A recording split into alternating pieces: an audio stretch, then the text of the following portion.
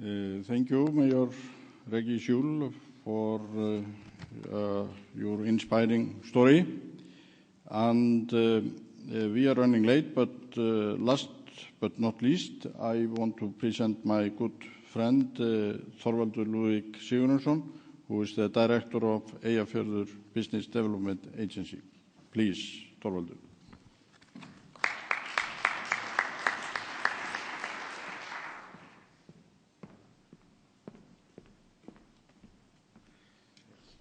So, good morning to you all. I have a slide presentation that I hope to be able to show you. It's on my actual laptop, so I'll just disengage this one and switch, right? I see Niels is nodding, so yes, I'm okay. Thank you.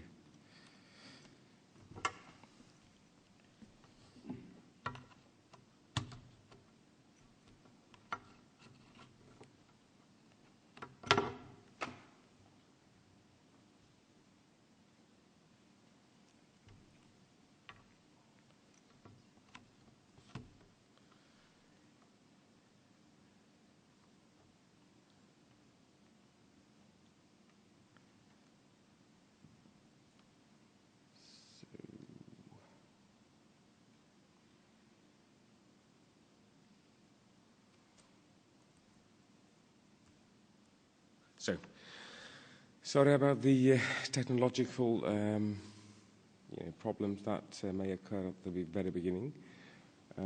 I really welcome the opportunity to be with you here today, and I'd like to propose a round of applause for the organizers of this event, for just bringing us together. I must say I'm very new to this Arctic arena or this Arctic scenario. I'm actually, well, without further ado, I shall present who I am. I actually currently do the Economic Development Bureau of Eyjafjordur, and we are engaged in a number of business development projects. And, well, we're supposed to be only regional, but we've sort of developed from being regional into, well, national, really. And currently here today, I am representing Arctic Services, which is like a mini company of ours that we started and set up with the participation of businesses that were supposed to be local, and then it developed into being national businesses. And a major theme of ours is to basically get business involved in Arctic development. Big business has been around for a long time in Arctic regions, and I know, or I'm sure actually, that most of you know more about it than myself. But our aim is to try and get business more involved and more engaged in the dialogue about Arctic development. Now, so I'm going to run through a single project with you guys and also give you some information on what it is that this area revolves around, so that you will get some knowledge of this particular area. And obviously, I hope to get some good questions later on in the panel. Thorsten has been giving me an evil eye throughout, and so I'm going to try and be quick. But anyway, this area that you're currently located in is the largest population cluster outside the capital area. We have approximately 10% of the population of Iceland residing in this particular fjord, which happens to be Iceland's largest fjord. It says a lot that some 25 to 30,000 people count for 10% of the population, but so it is in Iceland. We have a lot of land, but very few people. And so it is.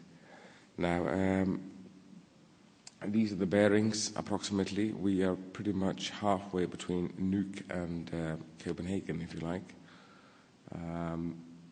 London Heathrow is some 2 hours away, 2.5 if you count the waiting time for a slot to land. That normally happens in Heathrow.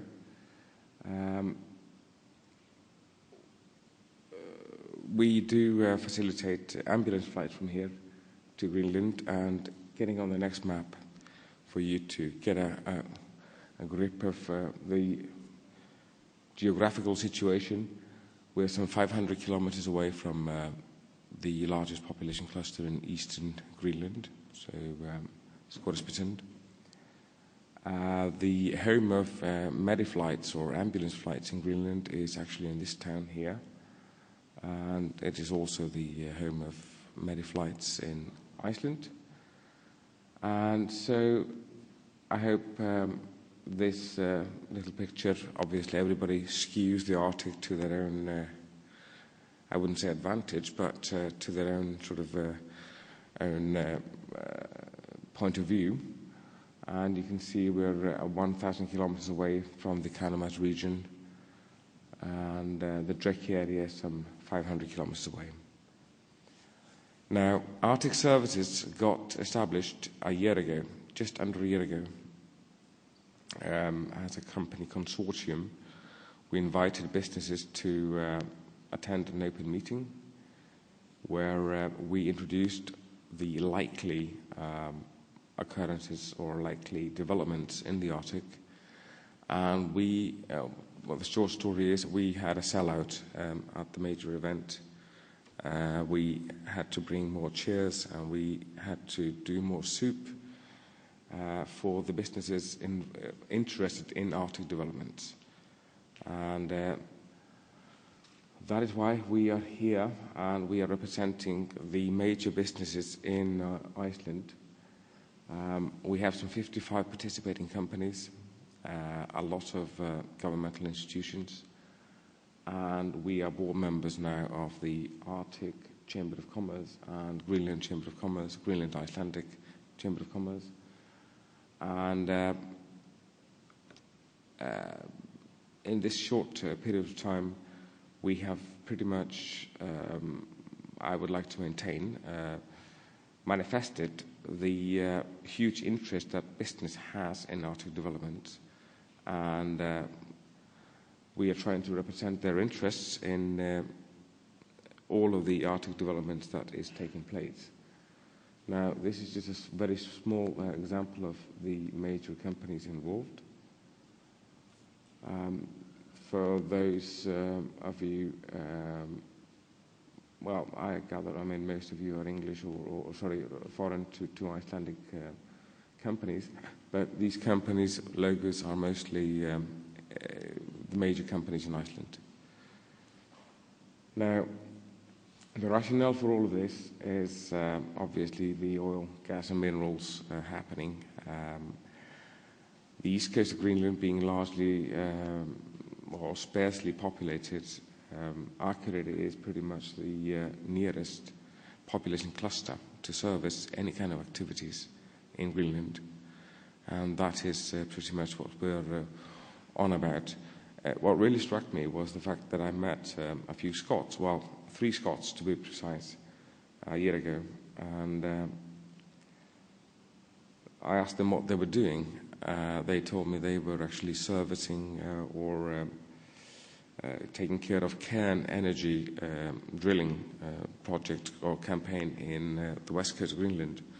And I asked them, in the passing, where they are, where from they are servicing their drilling campaign. And they told me they were servicing it from Aberdeen in Scotland. And that really struck me as being very, very odd. And I asked them, why are you not based, say, in Nuuk, or why are you not based in Iceland? I didn't actually mention the northeast side of Iceland, but just Iceland. And they told me, well, we didn't really think there is anything there. So that was like an eye-opener to me, that it is upon us ourselves, both Greenlanders and Icelanders, to make the world aware of the good infrastructure available. I mean, my first question was obviously to the Scots, why are you not based in Nuuk? And they said, well, there's nothing there. Why are you not based in Iceland? Well, there's nothing there. And I'm like, I beg to differ, So that is what we're trying to do, just promote the service level and, get people aware of what's going on. Now, the mining licenses, just an indication of these are official Greenlandic slides. This is just a very short indication of what's going on, and we have a lot of these miners here. Some of them are scientists, some of them are pure El Dorado cowboys.